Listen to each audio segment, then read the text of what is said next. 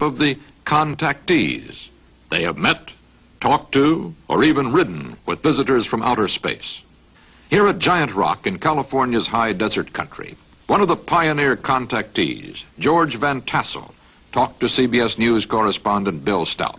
We're riding on an electrostatic magnetic ship right now on the Earth, doing 66,000 miles an hour right now in an orbit around the sun, and we're all astronauts in that respect.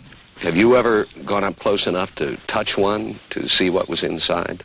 Bill, in August the 24th of 1953, I went aboard one for about 20 minutes. What was it like? What happened?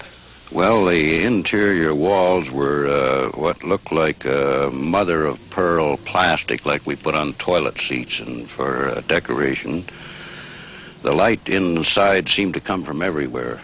The instrument panel wasn't like anything I'd ever seen before, and all of my years since 1927 in the air game. And they had a compartment in the wall which both cleans and deodorizes their clothes by some light process, which required no water, soap, or detergents, or a washing machine. Giant Rock, for the last 10 years, has been the Plymouth Rock of the saucer age.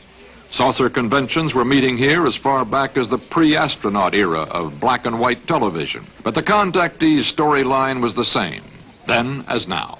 Howard, would you tell us in your own words about your trip to Venus, how it started? Well, as I say, it started first with a very decided tingling all over my body. This tingling finally extended to the mind area, and there was a clarification of mind such as it's hard to believe. I seem to become one with the entire universe. In the Valhalla of interplanetary contactees, the late George Adamski is regarded by his followers as something of a Christopher Columbus among outer space voyagers. And you talked to him, you asked him? I have, more or less on gestures and mental telepathy, as it is known, thought transfer. He does not speak. I mean, they he didn't at the time, but I have met him since, and he does speak very well English as well as any other language. George Adamski was successful in attracting many disciples with film like this. He called it a spaceship from Venus. His critics call it a crude hoax. This film was obtained from one of Adamski's disciples, Mrs. Madeline Rotifer, who has made her own UFO film and who credits Adamski with an assist in her first contact with Venusians. Some of them have even been to our home. And the day that the one came into the yard, which I filmed on the camera, there were 3 inside the ship. Major Kehoe and his NICAP organization have little regard for the likes of contactees, Rotifer and Adamski. They lean heavily on the testimony of professionals. According to the United States Air Force, in following a policy which is set probably fairly high in the Pentagon, there are about 250 or 300 extremely incompetent airline and military pilots in this country. They're carrying passengers. They fly across the oceans, and they seem to be quite safe. The airlines let them continue to fly, even though they have reported UFOs. Now, this is not an attack on the Air Force spokesman or the project spokesman. They are simply following orders to explain away all UFO sightings as quickly as possible when they become public and deny that UFOs really exist. The official Air Force reply has long been that there is no cover-up and there are no flying saucers from outer space. The Air Force position was detailed in this book by Lieutenant Colonel Lawrence Tacker, who for many years was connected with the UFO project. We're kind of in the position of the man who's asked, have you stopped beating your wife? This has been going on for 19 years. The charges are absolutely untrue. You could characterize them as being senseless and vicious. Our critics continually charge that the United States Air Force is withholding information from the general public on this subject. This is absolutely untrue. We are not hiding anything. We have nothing to hide. There is nothing in Air Force files, in either the classified files or the unclassified files, that come to a conclusion that spaceships have visited the Earth. The Air Force Investigative Unit is known as Project Blue Book. UFO reports, hoax or serious sightings, wind up here at Wright-Patterson Airfield in Dayton, Ohio. It has studied over 10,000 UFO sightings and found explanations for most of them. But about 650 remain unidentified. Not enough information to explain them. The hoaxes, however, are easy to explain. A rocket nose cone turns out to be a magnesium anode used by water companies to protect their pipes. A rock from outer space, actually fused by a high-tension line which shorted out. The finders said this was food from outer space. The Food and Drug Administration analyzed it as old-fashioned buckwheat cakes. Hoaxes are easy to discount, but the Air Force insists it treats serious reports seriously. Chief Scientific Consultant of Project Blue Book is Professor J. Allen Hynek, head of the Dearborn Observatory at Northwestern University. He took on the assignment 18 years ago. He talked with Joseph Wershba of CBS Reports. Is it in the realm of possibility that there are spaceships someplace in this universe? Well, if you put it in the word, use the word possibility and not probability, then I would have to say, I think as any scientist would have to say, it is certainly possible, yes.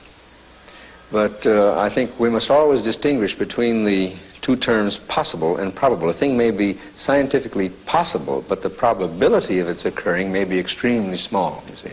To this time, there is no proof that I would consider valid scientific proof that we have been visited by spaceships.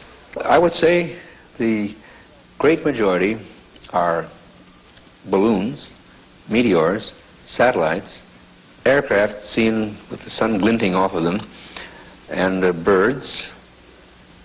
And then you get into a host of minor things. But in general, you can say that the IFOs, the identified ones, have turned out to be generally quite usual things seen under unusual circumstances or surprising circumstances. It's a global thing. What it is, please don't ask me. I'm still puzzled. You might call me a study in puzzlement. But that among the tremendous noise or static or crud or whatever you want to call it of tremendous number of unreliable reports that are easily explained, there is this residue of most interesting cases that intrigue me in the same way that a good mystery story intrigues me, and I'd like to get the solution. I don't think it is space people, although I would be delighted if it turned out that way, because as an astronomer, I think it would make astronomy even more interesting than it is. And as far as the Air Force is concerned, I can't speak for them, of course, but I should imagine that if the existence of spacecraft were really established, it would really increase the appropriations of the Air Force. But how do you answer the people who are pretty competent, careful, cautious, probing people, pilots, radar trackers? Those are particularly the people that I like to talk to, because they understand what angular rates are, they understand scientific terminology. I can ask them, what was the altitude and azimuth when you first saw it? What was its azimuth and altitude when it disappeared? What was its angular acceleration?